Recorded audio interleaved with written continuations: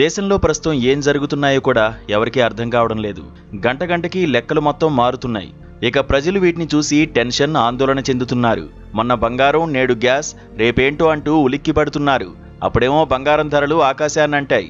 ఒక్కరోజైనా తగ్గుతాయేమో అనుకున్నారు. కానీ ధరలు మాత్రం రోజు రోజుకి అమాంతం పెరుగుతూనే ఉన్నాయి. ఒకరోజు తగ్గినా ఇంకో రోజు మాత్రం విపరీతంగా పెరిగి సామాన్యులకు కునుకు లేకుండా చేస్తుంది. ఇక గత 2 రోజుల నుంచి గ్యాస్ ధరలు పెరిగి సామాన్యుడికి పట్టపగలే చుక్కలు చూపిస్తున్నాయి. ఇప్పటికే ఓవైపు బంగారం, ఇంకోవైపు గ్యాస్ ధరలు మండిపోవడంతో ఏం చేయాలో తెలియక అల్లాడిపోతున్నారు. ఇరాన్, ఇజ్రాయెల్ మధ్య జరిగే యుద్ధం వలన త్వరలో ప్రజలకు ఇంకో బిగ్ షాక్ తగలనుంది. మెడిసిన్స్ రేట్స్ కూడా అమాంతం పెరుగుతాయని నిపుణులు అంచనా వేసి చెబుతున్నారు. కాబట్టి ప్రజలు ఆచితూచి ఖర్చులు పెట్టాలని అంటున్నారు.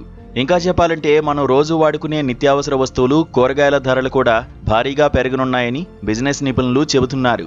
దీనివలన సామాన్యుడి బతుకు దారుణంగా మారనుంది. వారిపైనే తీవ్ర ప్రభావం చూపనుంది. ఇప్పటికే సామాన్యుడిపై ధరల భారం పడింది. పెట్రోల్, డీజిల్ దెబ్బకు ఇప్పటికే నిత్యావసర వస్తువుల ధరలు ఆకాశాన్ని తాకడంతో సామాన్యుల బడ్జెట్ తలకిందులవుతోంది. ముఖ్యంగా హైదరాబాద్, బెంగళూరు వంటి నగరాల్లో కూరగాయలు, మాంసం ధరలు సాధారణం కంటే రెట్టింపయ్యాయి. మరోవైపు పొరుగు రాష్ట్రాలైన ఆంధ్రప్రదేశ్, తమిళనాడు నుండి రావాల్సిన సరఫరా కూడా తగ్గడంతో మార్కెట్లో డిమాండ్ పెరిగి ధరలు మండిపోతున్నాయి.